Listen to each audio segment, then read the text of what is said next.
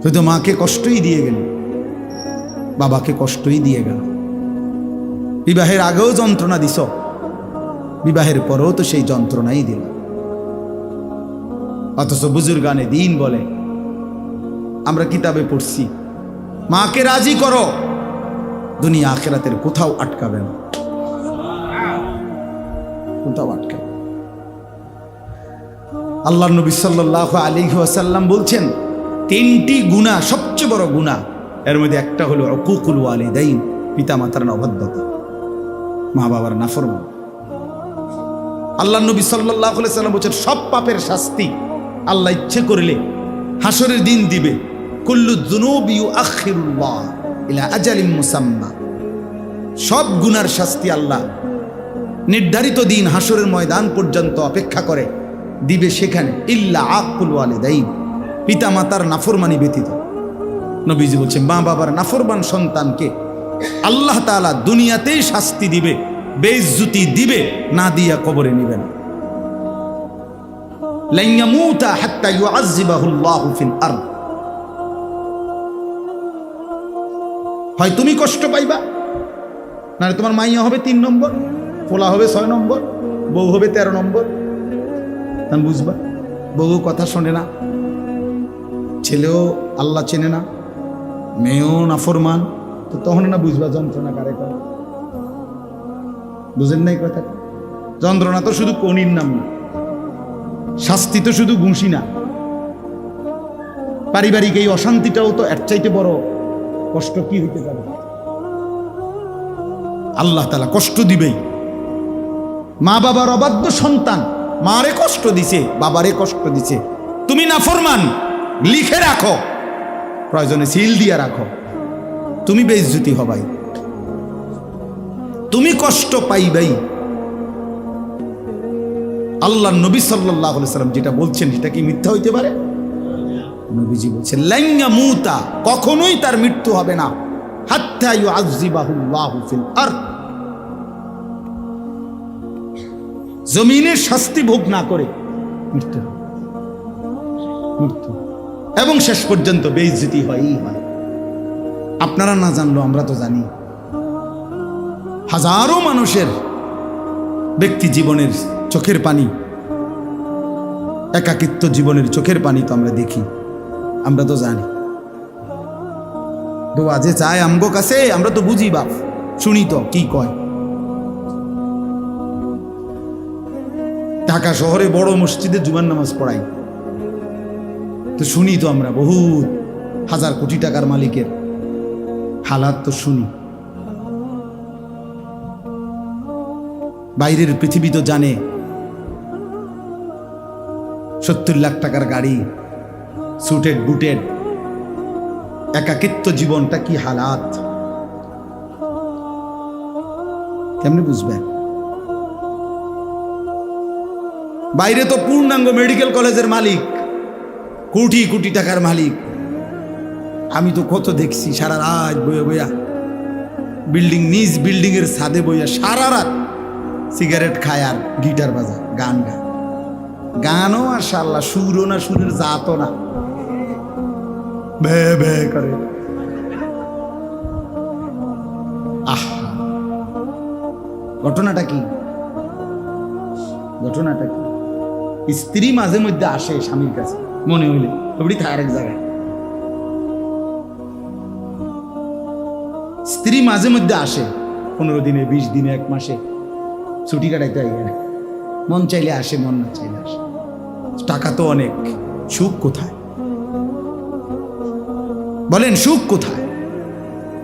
এজন্য খোদার কসম, আল্লাহর পাক বলছে, হাদিসে কুদসিতে আছে, ওয়া ইন লাম তাফআল, আল্লাহ বলছে, বান্দা আমার ইবাদতের জন্য যদি সময় না দাও, মালাতু ইয়াদাকা শুগলান, আমি কিন্তু তোমার হাত, তোমার শরীর কাজের মধ্যেই ব্যস্ত রাখবো, ওয়ালাম আসুদ্দা ফাকরাকা, কিন্তু আমি আল্লাহ ওয়াদা দিলাম আমি তোর অভাব দূর করব না।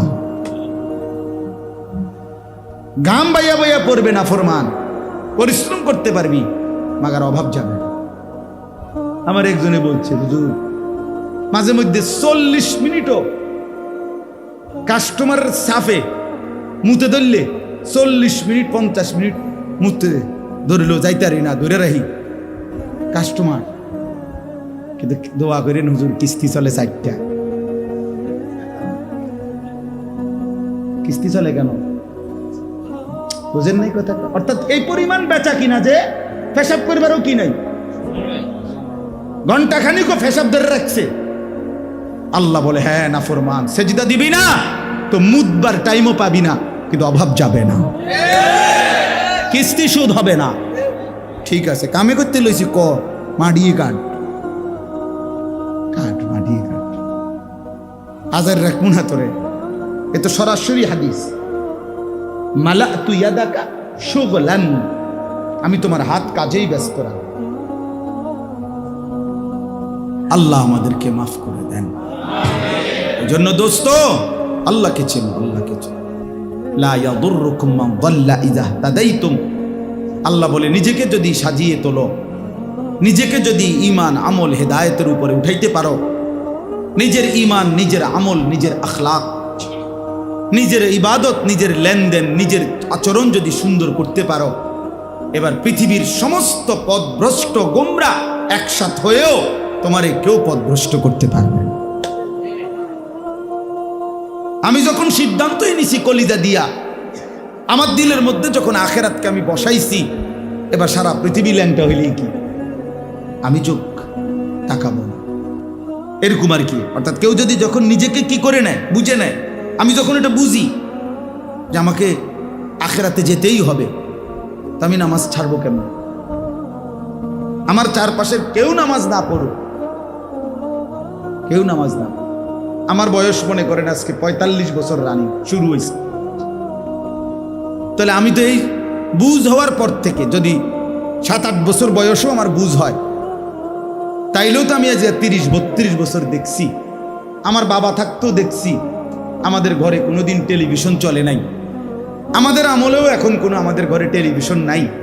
কই আমাদের তো ছোট্টবেলা থেকেই দেখছি, শহরে বড় হইছি, কুমিল্লা শহরের মেইন প্রাণ কেন্দ্রে চারপাশের সব ঘরেই টেলিভিশন চলতেছে।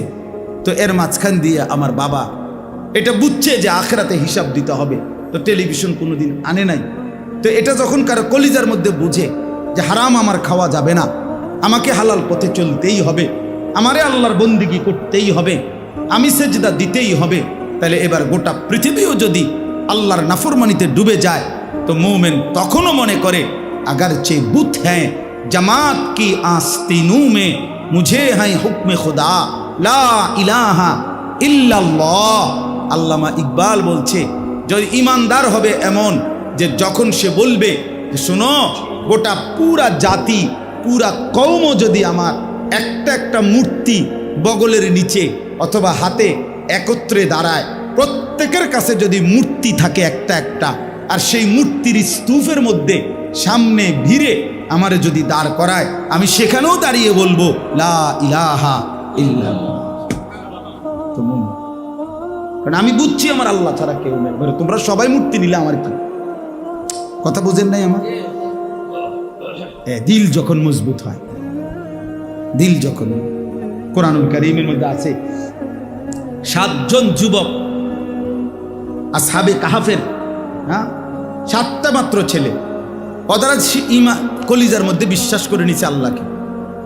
এবার বাদশাহ যেদিন তাদেরকে ডাক দিছে, বাদশাহ তাদেরকে খবর দিছে দাকিয়ানুস, ওই বাদশাহ ছিল এত বড় জালেম যে বাদশার নির্বাচিত ওই মূর্তি বাধ্যতামূলক পুরা জাতি তার পূজাও করত, নিজেদের সমস্ত কোরবানি মানে নিজেদের যে কোনো বলি ওই দেবতার নামে উৎসর্গ করত, এরকম ছিল। এবং এর ব্যতিক্রম কেউ কিছু বললে শুনলে বাদশা কল্লা ফালাই দিত।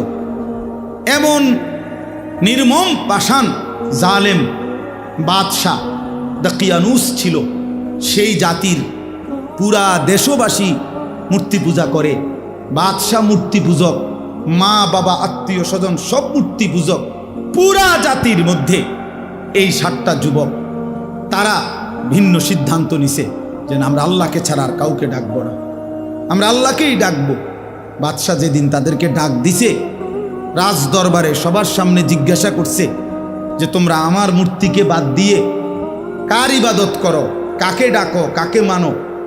কোরআনুল কারীমের মধ্যে ভাইয়া স্পষ্ট আছে, আল্লাহ তাআলা বলেন ওয়ারাবাতনা আলা কুলুবিহিম ইয কামু। সুবহানাল্লাহ। আল্লাহ তাআলা বলে, শোনো পৃথিবীবাসী, আমি আল্লাহ নিজে আমার ওই 7 ঈমানদার যুবকের দিলে ঈমান আমি বাইন্ধা দিলাম, বাইন্ধা।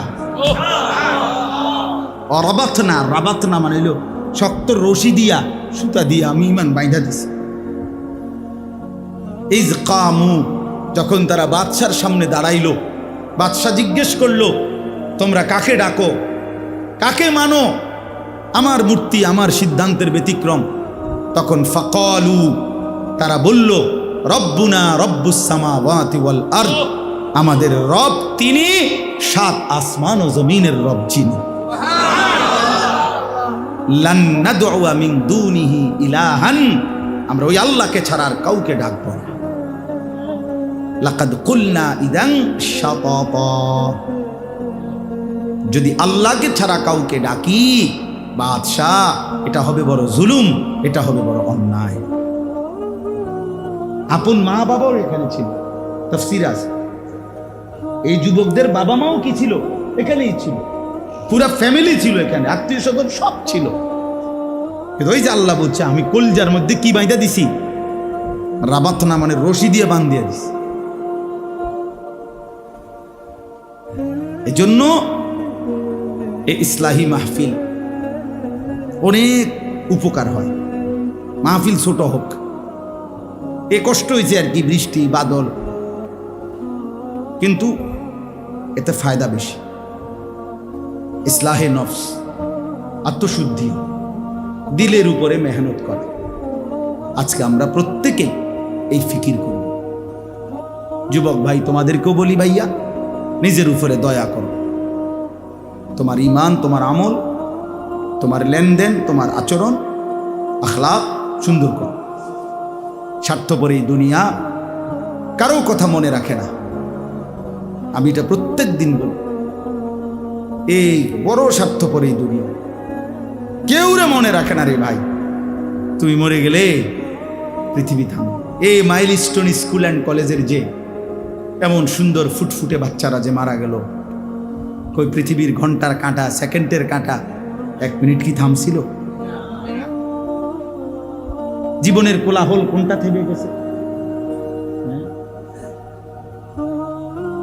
30 টাকার পানির বোতল জালেম দোকানদারে 200 টাকা হাঁকায় ফেলেছে, 600 টাকা। তোমার কি নির্মম বলেন। মানুষ কত বড় পাষাণ, কি স্বার্থপর এই দুনিয়া। অবুঝ সন্তান যখন তরফায়, জালেম তখন 1 ফোঁটা পানি দিতেও রাজি।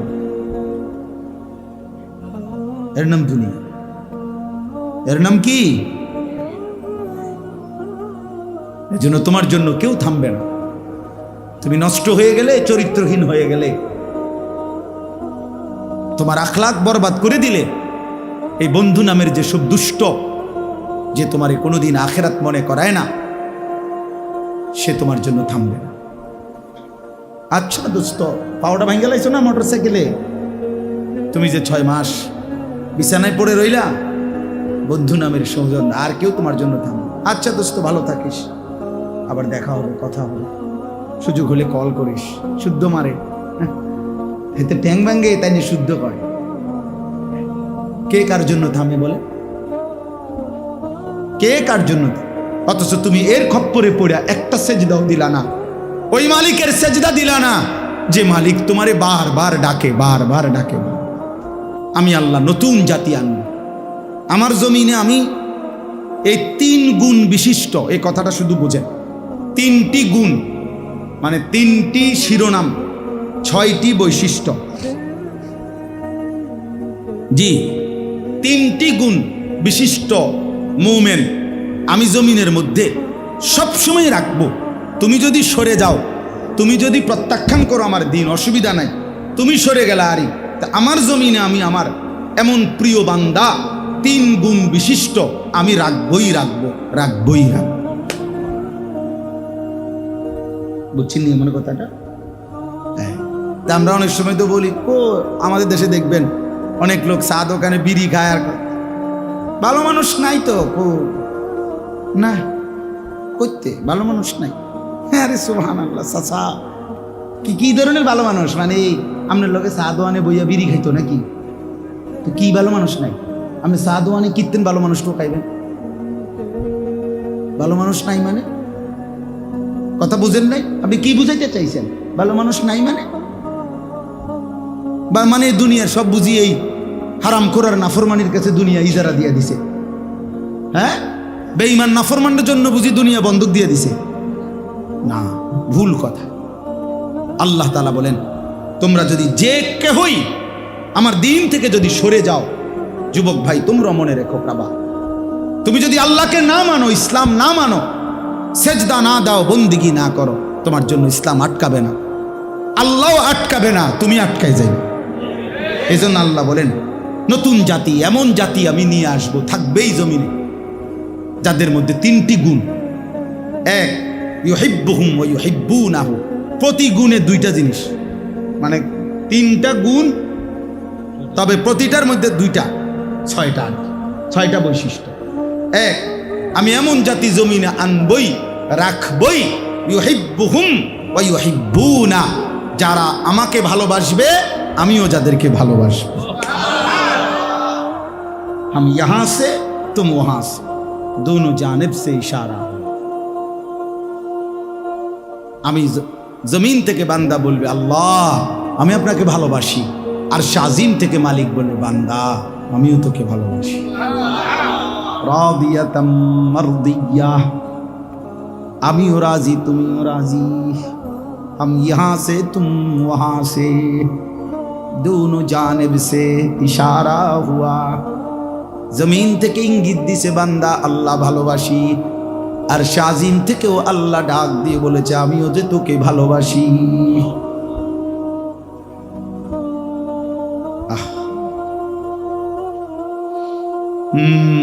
আল্লাহ কবুল করে। ইউহিব্বুহুম ওয়া ইউহিব্বুনা, আল্লাহ বলেন এমন জাতি জমিনে আমি রাখবই যারা আমাকে ভালোবাসবে, আমি যাদেরকে ভালোবাসবো। এজন্য হাদিস পড়েছি, আল্লাহর নবী বলেন, আল্লাহ বলছেন হাদিসে কুদসি, নবীজি বলেন আল্লাহ বলছেন ওয়াজাবাত মাহাব্বাতি লিল মুতাহাব্বিনা ফিয়া ওয়া লিল মুতাজালিসিনা ফিয়া ওয়া লিল মুতাজাবিরিনা ফিয়া। আমার দুই বান্দা যদি একজন আরেকজনকে আমি আল্লাহর জন্য ভালোবাসে, আমার দুই বান্দা যদি আমি আল্লাহর জন্য পরস্পর একত্রে বসে, আমার দুই বান্দা যদি আমি আল্লাহর সন্তুষ্টির জন্য একজন আরেকজনকে সাক্ষাৎ করে, আমি আল্লাহ ওয়াদা দিলাম তার জন্য আমার ভালোবাসা ওয়াজিব হয়ে গেল, আমিও তাকে ভালোবাসবো, ওয়াদা দিলাম। ওয়াজাবাত মাহাব্বাতি, আমার মহব্বত ওয়াজিব হয়ে গেল, তোকে ভালোবাসবো বান্দা আমি। আল্লাহ বলেন কুল ইন কুনতুম তুহিব্বুনাল্লাহ ফাত্তাবিউনি ইউহিব্বুকুমুল্লাহ। আল্লাহ বলে আমার একটা বন্ধু পাঠাইছি বান্দা, বন্ধুরে আমি বড় ভালোবাসি, আমার বন্ধু হাসলেও ভালোবাসি, কাঁদলেও ভালোবাসি, আমার বন্ধুর হাঁটলেও ভালোবাসি, বসলেও ভালোবাসি, এমন বন্ধুর হাঁটা চলা ফেরা আমি সব পছন্দ করি। তুমিও যদি আমার সেই বন্ধুকে অনুসরণ করো, আমি আল্লাহ ওয়াদা দিলাম আমি আল্লাহর ভালোবাসা তোমাকে দিয়ে দেব। ফাত্তাবিউনি ইউহিব্বুকুমুল্লাহ। এজন্য বাপ দাড়ি রাখো, এজন্য যে আমি নবীকে ভালোবাসি, আল্লাহ বলবেন বান্দা আমিও তোকে ভালোবাসি। এজন্য মিসওয়াক কইরো, এজন্য যে আমি নবীকে ভালোবাসি, এজন্য মিসওয়াক করি। আল্লাহ বলবে বান্দা আমিও তো তোকে ভালোবাসি, আমিও তো তোকে ভালোবাসি। ও বড় মহব্বত করে কইছে ও ছোট ভাই, ও বুঝে কলিজা দিয়ে। আল্লাহ তোমারে কবুল করে। খুব বেশি সময় নাই, হয় আমি থাকবো না, নয় তুমি থাকবা না, তো আল্লাহর দিন বিজয়ী হবে, কালেমার পতাকা উড়বেই। একদিন ভোর হবে, ফজরের আজান হবে, আর শুনবা ফিলিস্তিন বিজয় হয়ে গেছে। দেখো বাপ, গাজা বিজয় হয়েছে। শুনবাই ইনশাআল্লাহ, হাজারো লাখো যুবক ইনশাআল্লাহ আল্লাহর দ্বীনের জন্য জান বাজি রাখবে ইনশাআল্লাহ। দেখার বিষয় হলো তুমি সেই দলে থাকবা কিনা।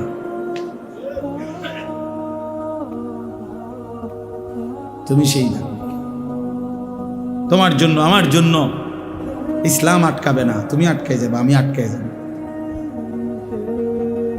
আল্লাহ তাআলা কারো জন্য কি ঠেকবে না, দিন আটকাবে না। গত 1450 বছরে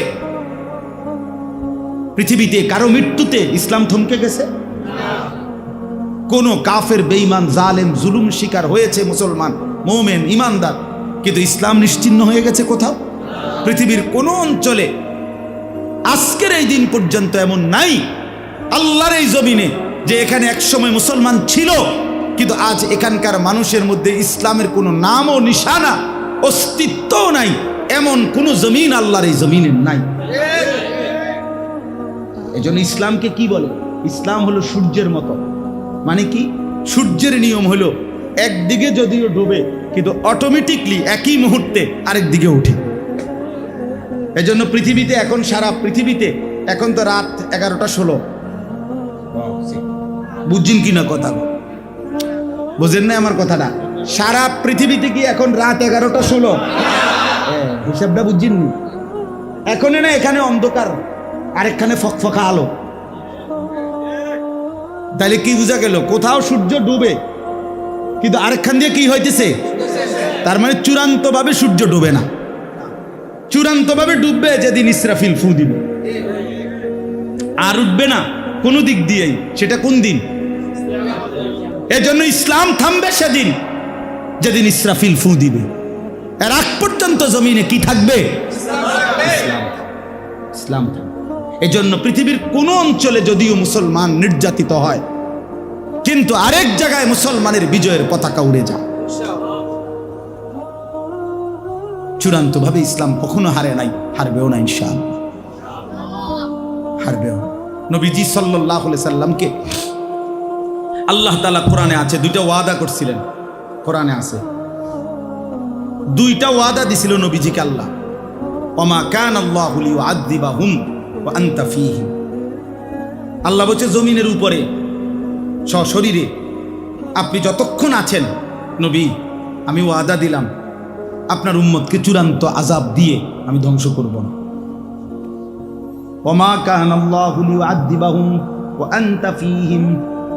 আপনি আছেন মাটির উপরে, আপনার উম্মত চূড়ান্ত ধ্বংস হবে না। কিন্তু নূহ নবী জমিনে থাকতেই নূহ নবীর উম্মত ধ্বংস হয়ে গেছে, হয়েছে না? লূত আলাইহিস সালামের উম্মত ধ্বংস হয়ে গেছে, হুদ আলাইহিস সালামের উম্মত ধ্বংস হয়ে গেছে। আল্লাহ বলে বন্ধু আপনার মহব্বতের দাবিতে বন্ধু আমি বললাম আপনি যতক্ষণ জমিনে আছেন আমি আল্লাহ আপনার কওমকে, আপনার জাতিকে, আপনার উম্মতকে আমি ধ্বংস করব না। এবারে যেন নবী বলেন রব্বুল আলামিন, আমি যখন কবরে যাব, আমি যখন রওজায়ে আতহারে বিশ্রাম নেব, সেখানেও তিনি জীবিত। বলেন আলহামদুলিল্লাহ।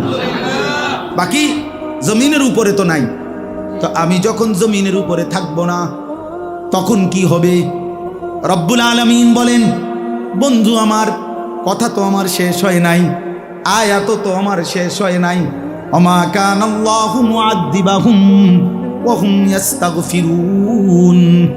আপনি আপনার উম্মতকে বইলেন ওরা যেন ইস্তেগফার করতে থাকে, ওরা যেন আমি আল্লাহর কাছে মাফ চাইতে থাকে। ওদের ইস্তেগফার যদি চলতে থাকে আপনার বর্তমানে ওয়াদা দিলাম আপনার উম্মতকে চূড়ান্ত ধ্বংস করব না। কোরআন শরীফের আয়াত। আরে ভাইয়া কোরআন শরীফে অনেক কিছু আছে,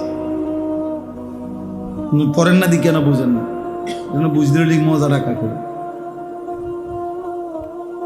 অনেক সুন্দর, অনেক মজাদার। নাফরমান যেগুলো বিড়ি খায়, বন খায়, সাধু আনে গপ মারে, ওটা মনে করে কি একটা রঙে আছেন। এত সুন্দর হায়াত, লম্বা হায়াত, ওটা বন রুটি খাইয়া শেষ করে দিলেন। বুড়া বেড়া আচ্ছা 10 বছর ধরে সাধু আনে গেল বনে খায়, যে বুঝি এটা কথা হইল মিয়া, এত সুন্দর হায়াত বুঝি এই বন রুটি খাওয়ানোর লেগে আল্লাহ দিয়েছি, হুদয় বন আর চা দিয়ে ভিজে খাও, আর এই বিড়ি খাওয়ানোর গপ মারো। অনেক মুরব্বীদের এই বদ অভ্যাস। এমন সুন্দর হায়াত আল্লাহ দিচ্ছেন সবাইকে। আল্লাহ তাআলা কোরআন শরীফ আছে, আমি সবাইকে বৃদ্ধ বয়স পর্যন্ত পৌঁছাই না। অমিনকুম মান ইউতাওয়াফা মিন ক্বাবলু, আল্লাহ বলেন আমি অনেককেই বৃদ্ধ হওয়ার আগে আগেই মৃত্যু দিয়ে দেই। এবং এটা তাফসীরে আছে এবং বাস্তবতার হিসাবও, পৃথিবীতে সর্বযুগে সর্বকালে সকল সমাজে যে পরিমাণ কিশোর যুবক, তার অর্ধেক কিংবা তার কাছাকাছিও বৃদ্ধ মানুষ নাই। এই জন্য বৃদ্ধ পর্যন্ত পৌঁছে কম, যৌবন থাকতে থাকতেই কবরে চলে যায় বেশি। কথা বুঝছেন? এজন্য বলে যে হুজুর আমগো বাড়িতে আমরা ফুলাইন আছি 30 জন, আরে চাচা আছে একজন, দাদা আছে শুধু একজন। তাহলে 30-এর মোকাবেলায় তো 15-20 জন থাকবার কথা বুড়া মানুষ, বুঝেন নাই? না নাই, তাহলে বৃদ্ধ হয় কম। কিন্তু এর মধ্যে যাদেরকে আল্লাহ তাআলা 60 বছর 70 বছর 50 বছরের হায়াতটা দিছেন, উনারে আল্লাহ দয়া করে দিছেন যে দেখ তোরে আটটু সময় দিলাম, দেখো না আখিরাতটা সাজাইতে পারো কিনা, জান্নাতটা মিলাইতে পারো কিনা। এবড়ায় ইডি থুইয়া চা দোকানদারের কাছে গিয়ে বলছে আমার এই হায়াতটা বাকি যে দূর আছে তোমার কাছে ওয়াকফ করে দিলাম, তুই আমারে যে দূর পারস বন বিড়ি চা ইডি খাবাইবি, আর আমি তোর সিকন টুলটার মধ্যে এটার মধ্যে ঠিক মতো কোনো ফুলটা শৈলা আড়ে না। আহারে বদনসিব রে, একটা সোফাত বইতা তো মনটারে বুঝাইতাম যে একটা ভালো কিছু বসছে, চিকন একটা টুল এই কদ্দুর জায়গা এটার মধ্যে বৈশা, এই আবার বৈশা বৈশা একবার বিড়ি একবার বন একবার চা খাইতেছে, গপ মারতেছে, টেলিভিশন দেখতেছে, নাচ গান দেখতেছে, 14 গোষ্ঠীর গীবত শুনতেছে নয়তো বলতেছে।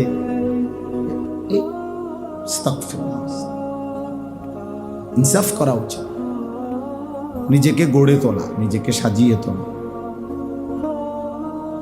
ইয়া আইয়ুহাল্লাযীনা আমানু আলাইকুম আনফুসাকুম,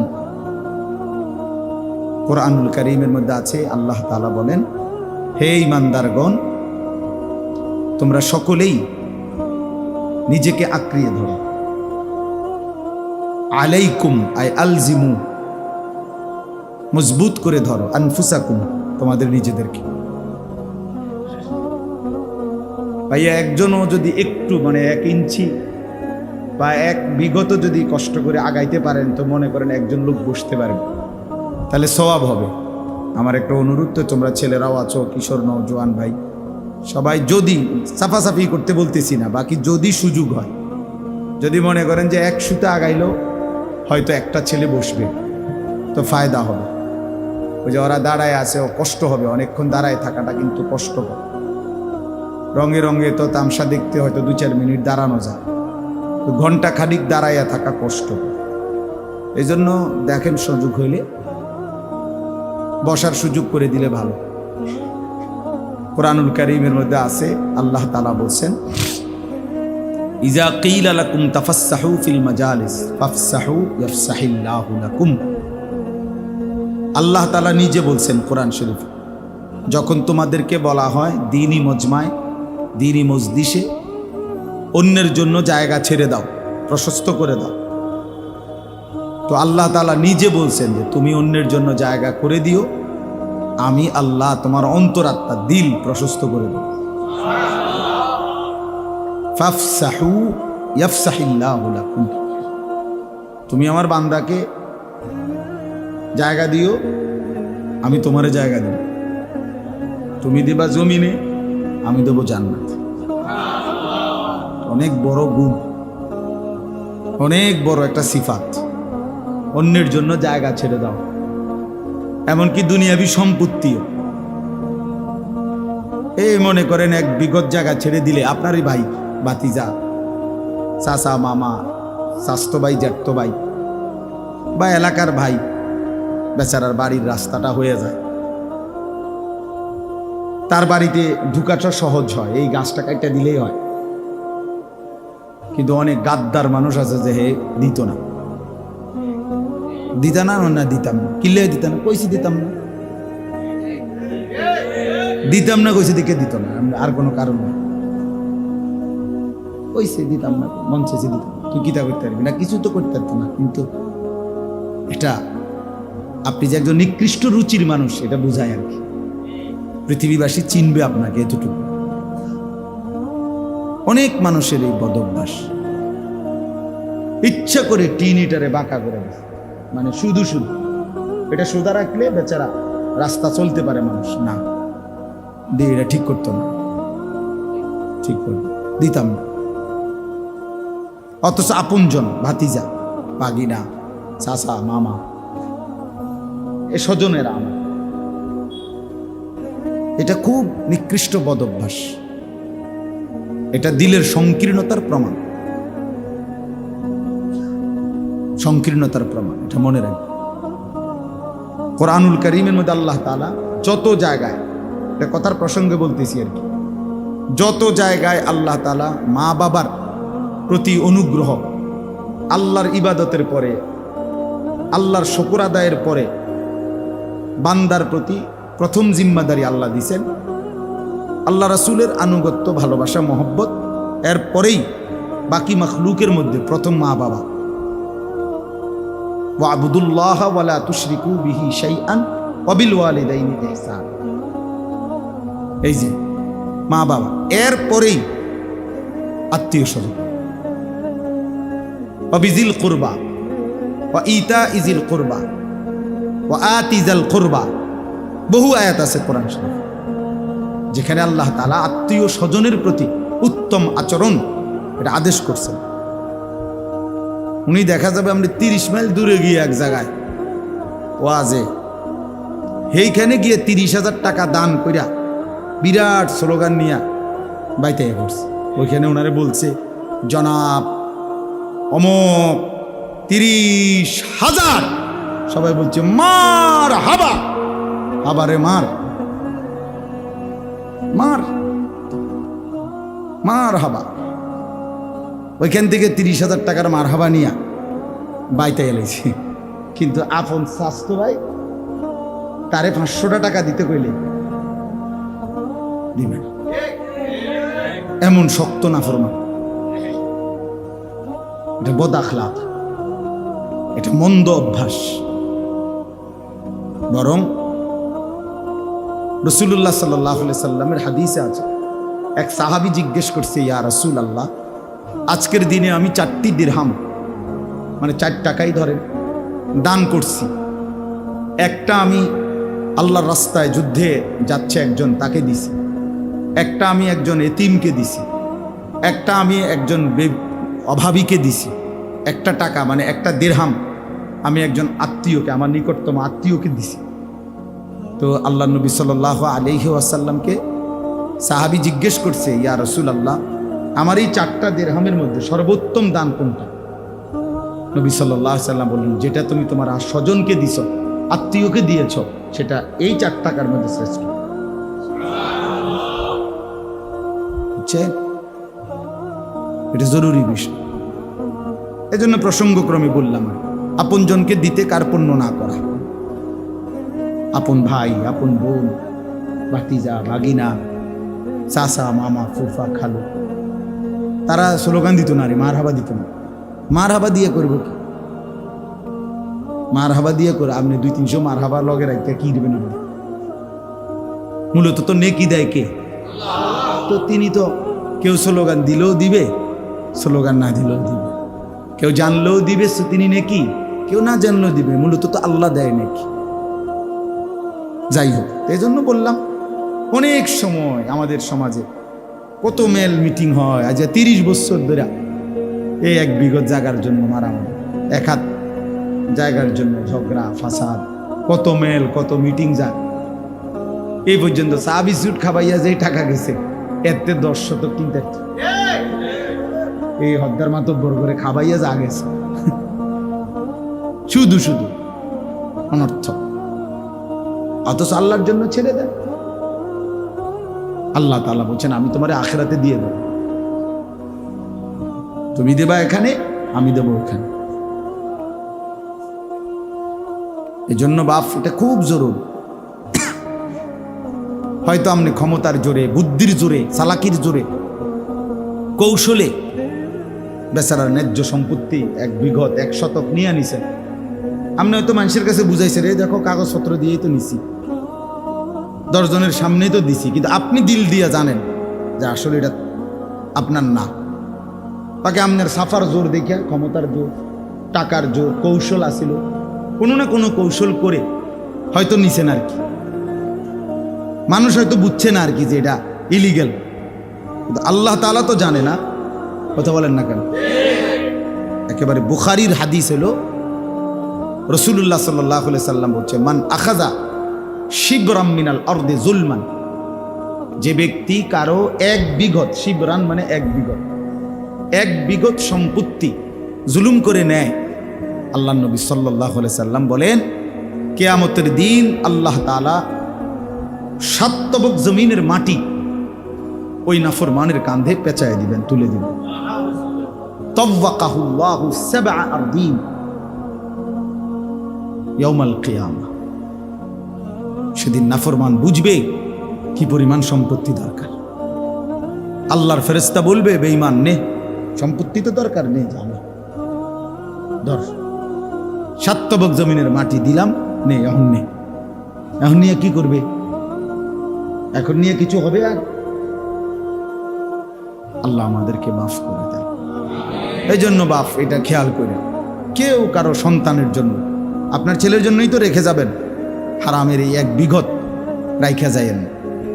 এর বাকি সম্পত্তিগুলো হালালই ছিল আপনার, শুধু শুধু এই 1 শতকরে নিজের 50 শতকের সাথে এই 1 শতক মিথ্যা বলে ধোকা দিয়া, প্রতারণা করে নিয়া সন্তান এবং বংশধরের জন্য 51 শতককেই আপনি হারাম করে গেলেন।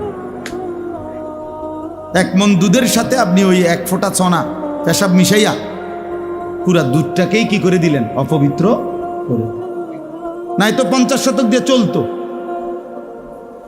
হালাল পথেই চলতো, আপনি শুধু শুধু এই বাটফারিটা করলেন, ধোকা দিলেন, ধোকা দিলেন। এজন্য এমন কোনোভাবেই না করা। আত্মীয় স্বজনের হক দিয়ে দাও। বোনের সম্পদ যাদের কাছে পাও না, বোনের সম্পদ দিয়ে দিবে। বোনের সম্পদ যে দেয় না, সে একেবারে নিকৃষ্ট রুচির মানুষ, একবারে ছোট লোক, কম জাত। স্ত্রীর মোহর যে দেয় না, সে একবারে নিচু রুচির মানুষ, একদম নিচু মাইন্ডের মানুষ, নিম্ন শ্রেণীর মানুষ। আপনজনের যে সম্পদ দেয় না, মানে সে বুঝাইতে চায়, বোন বাগিনারে তোরদের জমি এটা রাখছি আমি, ভাই তোরা যে আমার বাড়িতে সময় সময় আইবা, খাইবা দাইবা, বুঝেন নাই কথাটা? এই জন্য জমিটা রেখে দিছে। তার মানে এটা বুঝাইতে চাইছে যে আমার গ্রামের সমস্ত মানুষ যে কেউই আমার বাড়িতে খানা খাইতে হইলে জমি লাগবে না, তারা এমনি খাইতে পারবে। কিন্তু আপন বোন, রক্তের বোন, সে আমার থেকে যদি ভাত খাইতে হয়, তাহলে আমার জমি দিয়া খাইতে হবে।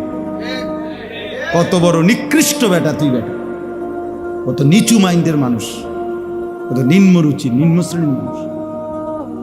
তুমি যে আর বাকি মানুষের খাবাও, ওই তার থেকে জমি নিছো, তো তো বোনের জমি আটকায় রাখলা কেন? ফুফুর জমি আটকায় রাখলা কেন? যাবেন গা, নিবেন গা বোন, তাহলে আর ভাই বোনের সম্পর্ক থাকতো না। মানে আলাপ করে, আলাপ করে, বুঝেন নাই কথা? আর আইতা না তাহলে আমরা ভাই বাইরে বাইর তাহলে আর আইতা না, নিবাগা সব। তার মানে ওই কথা তো এইটাই, আমাকে বাইর খাইতে হইলে কি করতে হবে? জমি দিয়া খাইতে হইল। এটা কি কোনো কথা হইল? আপন বোন এই প্রাপ্য ছিল, আপন জন এই প্রাপ্য ছিল। আস্তাগফিরুল্লাহ।